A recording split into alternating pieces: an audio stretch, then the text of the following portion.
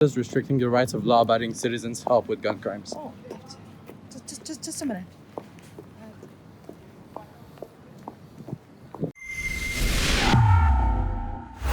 William Diaz here for Rebel News, and right now I'm standing behind the Supreme Court of Canada, and look at this magnificent view.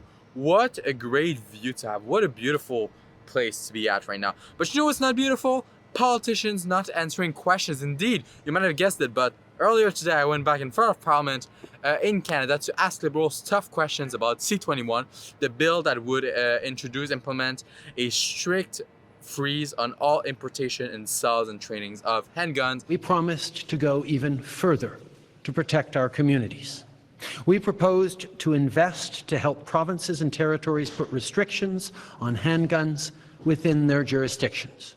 And you guessed it, Liberal MPs weren't able to answer a single question. Now granted, I talked to one Ottawa Centre Liberal MP, and he was actually able to talk to me, but still he didn't give me any substantial answer to any of my questions. He didn't address the points that I brought forward. And you won't believe it, but I talked to a New Democrat, Jagmeet Singh's party, and he actually took the time to speak to me. So David Lametti, Seamus O'Regan, all of those people aren't able to even take the time to stop and talk to me, but a New Democrat was able to speak to me. Take a look for yourself at what happened. Mr. Lametti, knowing that most gun crimes are committed using illegal guns, how will restricting the rights of law-abiding citizens help with gun crimes? Oh, Mr. Fergus, how are you doing? Can any of you two MPs elected by the people answer my question? Give my office a call, make an appointment. No, you won't let me have an interview with you. How does restricting the rights of law-abiding gun owners help with gun crimes, as most of them are done using illegal guns? Are you going to be able to answer one question from me this time? Good. Knowing that most gun crimes are committed using illegal guns, what will restricting the rights of law-abiding citizens help with gun crimes? Oh, you won't be able to answer a single question again, sir? Wow.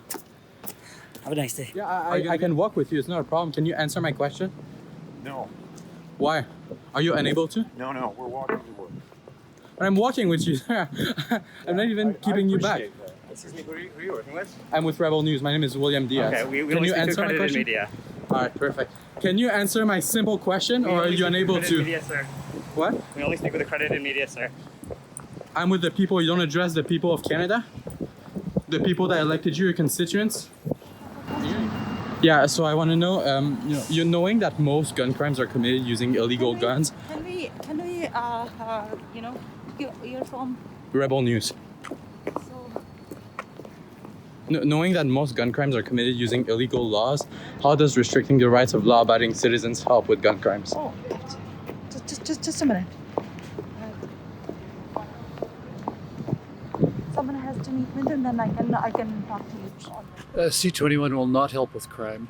Won't reduce that at all, because the people that are looking to do crime with guns will still be able to access them.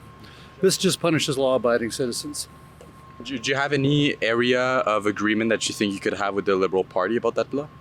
Well, anything that would be in place to protect citizens and innocent people, I think would be good, but the bill that they've presented, Bill C-21, will do nothing to protect Canadian citizens. I just have a question about C-21. Knowing that most gun crimes are committed using illegal laws, how does restricting the rights of law-abiding citizens help with gun crimes?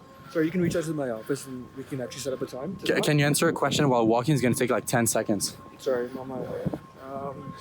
You can reach out to my office and I'll give you a response. Okay, I'm going to do that. Thank you so much. Have a good day. Well, you know what? Guns kill people. We need to make sure that we put a freeze on gun ownership and gun transfer, and I support Bill 21.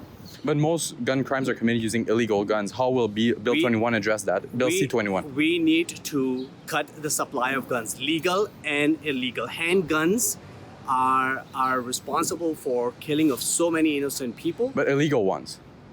We need to make sure that Illegal ones. We need to make sure that Bill C-21 passes into law, so that we put a freeze On legal guns. on handguns. Handguns has no purpose. They're used in all kinds of crimes. I support Bill C-21. Thank What you. protects the Prime Minister when he walks around the street? We're talking about people don't need handguns except for You very. didn't answer my question. What protects the prime minister when he walks in the street with his guards? Yeah, and there in the law there are exceptions for law enforcement to So use he's certain above- kind of he's handguns. above But when people? it comes to any assault weapon or handguns, there are no needs for it. I support Bill C-21. Well, I'm a member of the Public Safety Committee, and we heard testimony that there's also a problem with the domestic diversion of legal handguns, so either purchased through straw purchases or they're stolen. It's an issue that I think our committee needs to take a closer look at, and so I want to afford all members of Parliament, whether they're Conservatives, Democrats or Liberals, the opportunity to expand on our previous study into gun violence. And how will it address the smuggling of illegal guns at the borders? Because that's also a huge part of it. No legislation is going to address that, right? So what does C-21 do then, apart from restricting the rights of law-abiding citizens? The gun problem is such a complex issue. No one policy is going to do it by itself. It's going to require legislation acting in concert with effective policy and partnership with our American friends. I think any party that puts all of their hopes into legislation is going to be sorely disappointed. It's going to require all of them working together. So I don't think anyone's made the claim that C-21 by itself is going to fix the problem, because it's not. It may, however, be an important part, and I emphasize part, of a broader policy to address this very complex problem. Well, obviously, we have concerns with it. We think we should be cracking down on criminals and respecting the rights of law-abiding gun owners. It's a fundamentally flawed bill. It targets law-abiding firearms owners, and that's precisely the wrong group of people to go after. We need to go after gangs with guns. We need to address the situation at the border. We need to address gun smuggling, and we need stiffer penalties for those who go out and commit crimes with guns. But this government actually has introduced a bill to eliminate mandatory jail times for those who go out and commit crimes with guns. So typical of Liberals, soft on the criminals, hard on law-abiding firearms owners. Is there any area of agreement that you think you could find with the Liberal Party?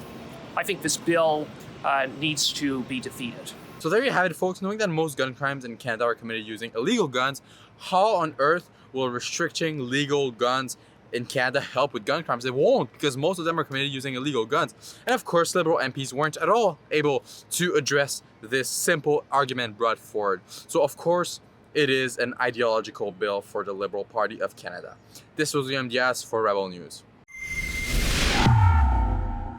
If you agree with me that this bill is nothing more than an ideological bill that was brought forward by the Liberal Party of Canada, please head on to handsofourguns.com and sign a petition there.